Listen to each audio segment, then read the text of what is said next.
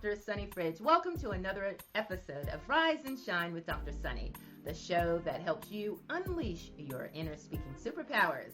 Each week you get tips, tools, and techniques to help you become a better communicator. On this edition of Rise and Shine, learn how to own your moment every time you speak.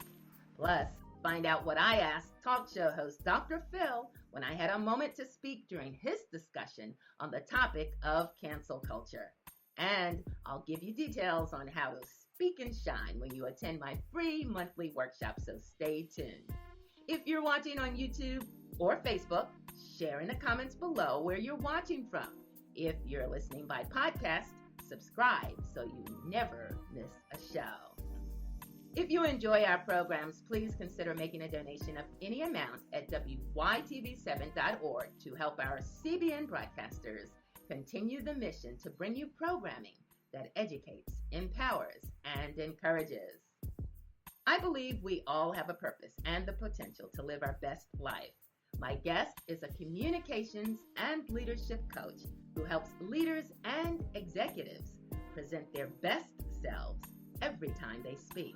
She says it's not just what you say, it's how you say it.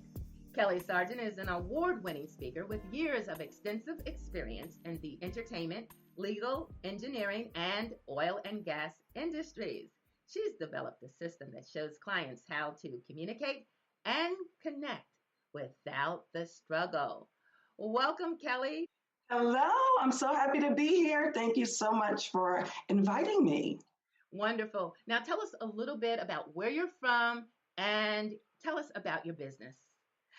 Well, I'm from Connecticut and born and raised in Connecticut, moved to Los Angeles, California, but now I am here live in Houston, Texas.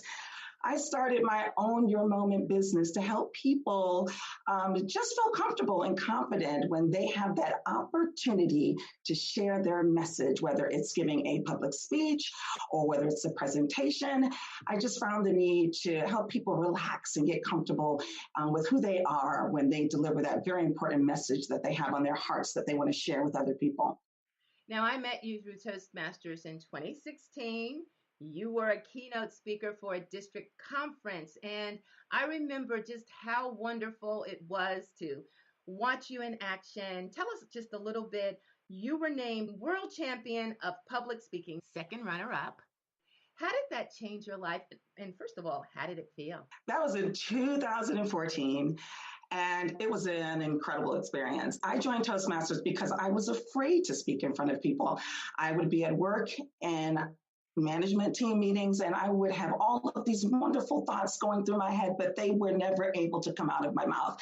So I joined Toastmasters to overcome that fear, and getting that far to compete on the World Championship stage in Kuala Lumpur, Malaysia, against, after overcoming 32,000 people, it was pretty scary. It was pretty scary because they expected me to be a professional speaker immediately.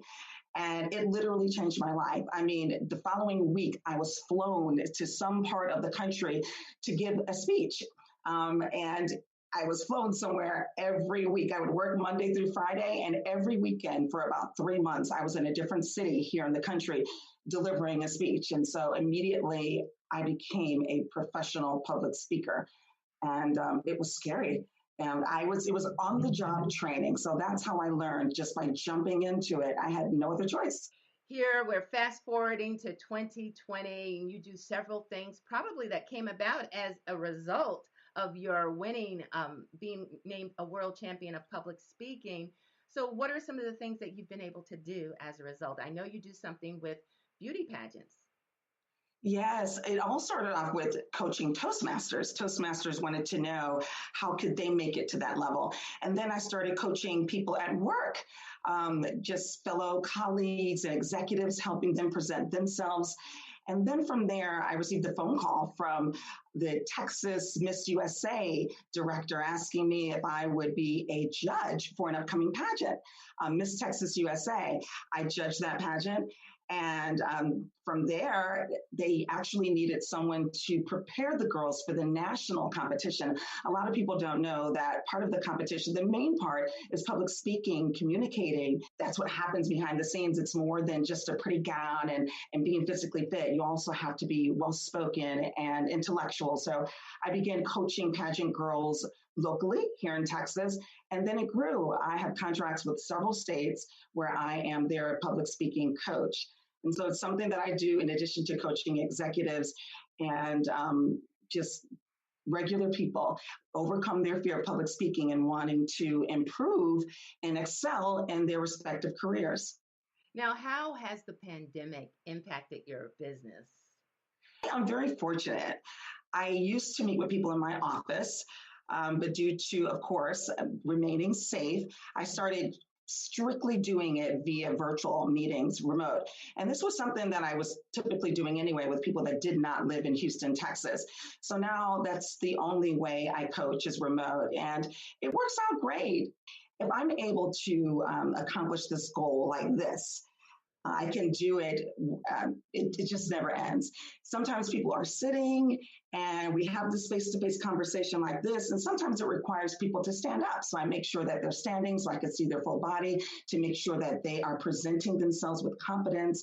They're standing, it's all about stage presence and body language, as well as facial expressions and eye contact. So as long as I can see you, whether it's from your waist up or your full body, I can give you that direction and the coaching that you need. So I've been very fortunate to not have been affected in a negative way. Awesome. Yes. And I remember when you gave the speech, the keynote for our Toastmasters in 2016, and you were very, very good. And you even gave me some tips that helped me when I competed in the club level and area level, because you taught me to mark my script and kind of look for ways to have vocal variety. Where can you add gestures? And now I share that with some of my clients who are just aspiring speakers, but they want to have a system. So I love that I was able to learn from you. Thank you. You are welcome. You have tips to help leaders and executives who want to be presenters and effective at it, but you say there are 5 fatal flaws that they make in less than 10 minutes. So we want to know a little bit more about that. So I have flaw number 1.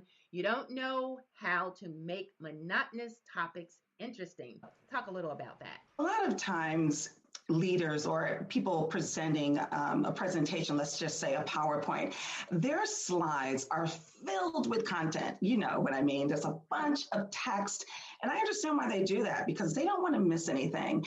However, what happens is sometimes people begin, the audience as well as the speaker, they read their slides. So they read the words and it's just so boring. And so what I try to help leaders do is try to find the trigger words in all of those bullets and all of that text on your screen, on your slide. Try to find the trigger words that will help you remember what you want to say. And then once you find trigger words from each and every one of those bullets, you just list only those words and a list of bullets. But the trick is to make sure you choose the word that's going to help you remember exactly what you want to say in detail, and to only reveal one bullet at a time. Now, this helps because your audience isn't reading ahead of you, and you get to elaborate on each one individually and captivate your audience. So it also helps to not only have trigger words, but maybe a chart or an infographic or a photograph. That's something that I love to do when I give presentations is I don't use any words at all. I just have a photo. And that photo alone tells me everything that I want to say. So I get to black out my screen after the audience sees the photo, and then I get to tell a story. And so that's one of the ways you can make it interesting, is not to have a bunch of words. When they see a bunch of words, they're like, oh God, it's going to be another long, boring presentation. Too many times people start reading the slide before you have gotten to your main point. So I love your concept of pictures. I strongly recommend that as well. So you say flaw number 2, on stage, a leader doesn't represent confidence. They don't represent the confidence of a leader. Explain. A lot of times leaders, they will start speaking behind a lectern and they will stay there because they feel comfortable. They don't want to feel exposed. And so that's one of the things I like to encourage them to do. Instead of staying behind the lectern, own the leader that you are. Come from behind the lectern and actually work the stage and speak to the audience. A lot of people don't realize that once you stand behind the lectern, there's a lot of pressure. It feels like an official speech, like you have to be perfect. Whereas if you come from behind the lectern, you have the opportunity to actually connect with the audience, and it feels like a regular conversation. And so that's one way. And the other way is once you do get from behind the lectern, sometimes you begin to pace back and forth, and you don't, or you may not have good eye contact. You look down while you're pacing, or you look up to the sky. And so I like to say, you know what, position yourself on stage. Separate your feet where they're shoulder width apart and move with purpose. And when you give eye contact, don't just scan the room. Find someone in the audience and in different parts of the audience and actually give them real eye contact just for a few moments in every section of the audience. And so essentially what I want you to do here is, how do you want to appear? What's your image? Do you want to appear like you're nervous and not prepared and uncomfortable? Or do you want to appear confident and like you have, and speak with conviction, like you have something important to deliver? Because really you are the subject matter experts, right? And so you don't have to hide behind the stage or read word for word from your slides, because it's all in here. And so I just try to get them to feel comfortable having a regular conversation and to think of it as the only reason why you're up there on that stage is so that everyone can see and hear this important information that you have to deliver. If you think about it like that, as opposed to I'm delivering this very important speech behind a lectern, it helps you a great deal. Now, flaw number 3, you say you don't know how to motivate your team. Yes. Okay. So it happens a lot of time with leaders, not all leaders, but a lot of people, they say, do this or do that. They tell them what needs to be done. And being a leader is about influence, and anyone can influence. It doesn't take a title to influence. You don't have to be a CEO or a manager. It's all about confidence and delivering the information that they need in order to get the job done. And so one of the first things I think leaders have to make sure that they do is to make sure they give them the purpose, the why they're doing what needs to be done, to give them the full context and understanding of why it's important, instead of, this is what needs to be done. Just share that story. And then, of course, what's the resolution? How do we get there? Once you have their buy-in, their understanding of what needs to be done and why, then you can talk about the implementation plan. The most important thing I think is super important that a lot of leaders don't do is show some empathy, and share a story when you are empathizing with your team. And what I mean by this is become relatable. Share that story up that you understand the position that they're in, that you used to be there, and you understand the obstacles that they have in their way and what needs to happen, the challenges, the struggles, how you used to feel the same way and how you overcame those things. Talk about your sleepless nights and how stressed you were, and understanding, how they feel and how hard the work is. It's important that leaders put themselves consistently in the shoes of their team members so that they can become relatable and just share their lessons learned of how they overcame some of those challenges. And lastly, it's always important to share the return on investment, the ROI. What's the positive outcome once we all work together and get this done? What's in it for them? Everybody wants to know that, right? If I do this, what's in it for me? So I think if we share the purpose, then the resolution and how we can make it happen, if we empathize with them and tell them, that we understand, we used to be there as well, and the positive outcome, we follow those steps, I think that will motivate the team. A lot of people believe that stories aren't good when it comes to the business environment, but stories are the way that we connect to the hearts of the people. So I think it's super important that we do that. Absolutely. I love it.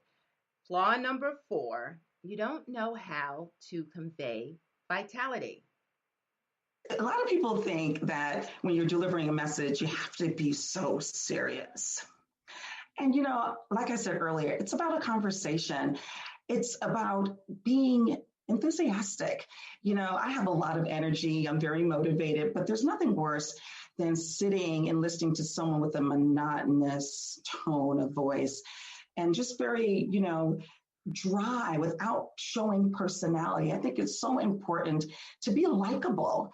People like you, you don't have to be so serious.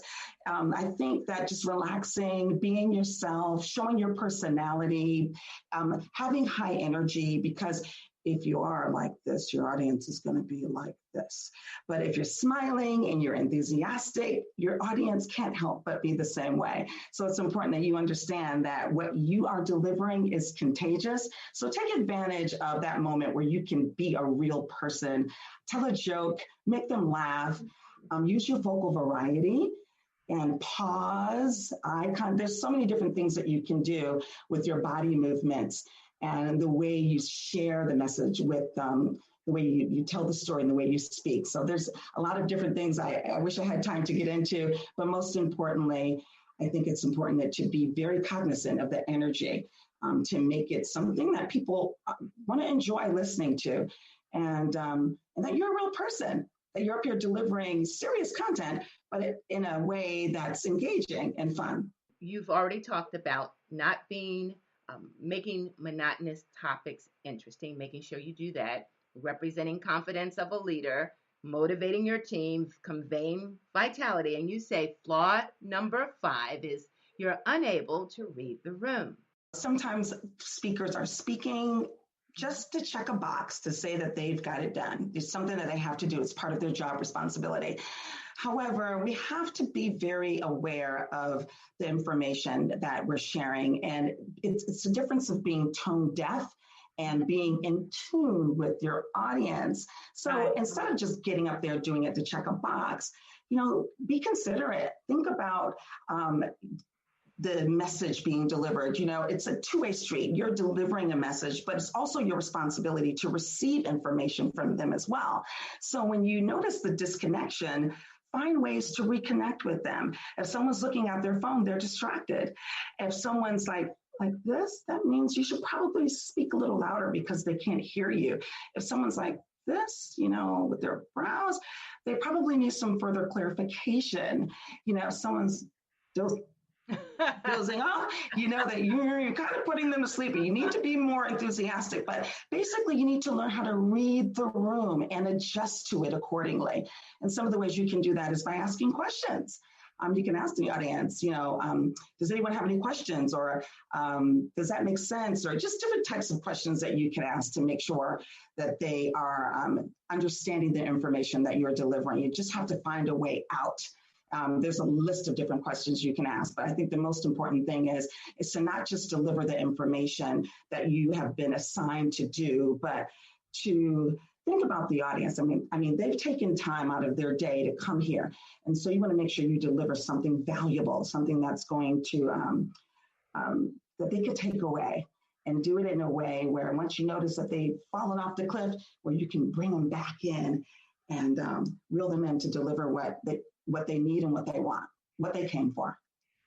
Thank you so much for sharing all those great tips. So tell me, now that we have gotten our audience to know some of the ways that they cannot be boring and monotonous and connect and engage and have vitality, tell me a little bit about what's next for the vivacious and full of vitality Kelly Sargeant. What's next for you? I am always coaching and speaking. It's what I love to do. So I'm just going to continue what I do. I love helping people. One of the most important things that I enjoy doing is helping people get to the next level. A lot of people want to go certain places in their careers, and they realize that they have this challenge that they need to overcome. And to be honest, most of the time, it's all about self-confidence. So I love working with people, helping them build up that self-confidence so that they can get to the next level to do what they absolutely love to do with nothing holding them back. Wonderful. Now, before I let you go, give us a quote or some words of inspiration. One of the things a lot of people suffer from, and it's actually a quote of mine, if I can remember it word for word, I say, pretending to be perfect doesn't help anyone.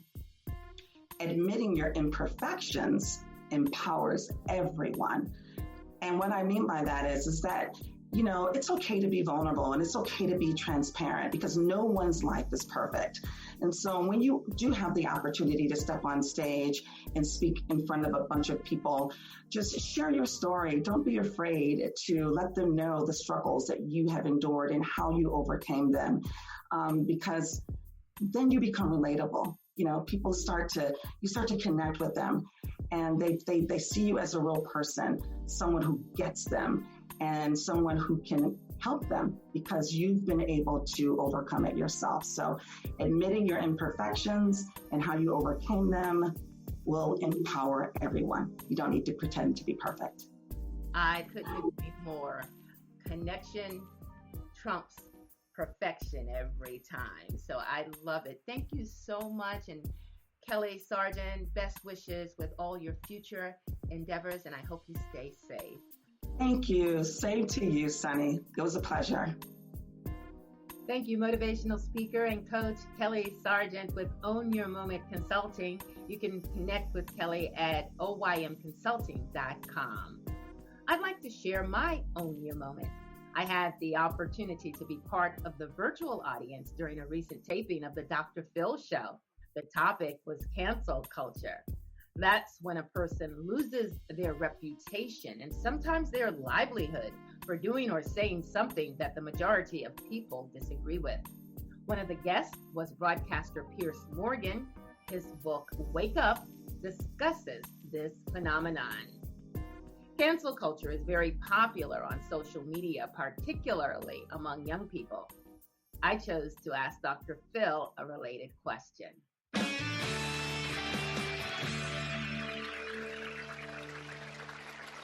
We've got just enough time to hear some questions from the studio audience in a segment called No Appointment Necessary. We'll start with Sunny from Mississippi. And Sunny, what's your question? Hi, Dr. Phil. I'm a journalism educator. I also teach public speaking to young people. I empower them so that they know their voice matters. But with the plethora of good and bad examples on social media of cancel culture, what advice can you share with me so I can share it with them of how they can ask questions so that they don't just jump on the cancel culture bandwagon and it becomes a platform for cyberbullying? Well, you know, Sonny, I would hope that we would really implore our students today to not be sheep, to not be part of the mob, because the mob mentality jumps. They're very kind of ADD and looks at headlines and is not real big on fact checking. I have seen people's lives destroyed by misinformation, half facts, and people just not doing their homework like a real journalist should. So you're in the right position to teach them to be critical thinkers. So thank you for the question. I really enjoyed my moment. Believe it or not, I had some butterflies as I asked my question. What you didn't see was that my AirPod popped out of my left ear while I was asking my question, but I had to keep going. So I can relate to those of you who are camera shy, who want to overcome fear so you can speak with confidence and ease. If you'd like some help to become a better presenter, I invite you to join my free monthly Speak and Shine workshop on Zoom. I'll help you unleash your inner speaking superpowers, some you didn't know you had. Spots are limited. To sign up, go to my Facebook page at facebook.com/iRiseAndShine. You can register at my website, sunnyfridge.com. You will also find links to all my shows and podcasts. That's all the time we have on this edition of Rise and Shine with Dr. Sunny. Remember, it's your time to rise and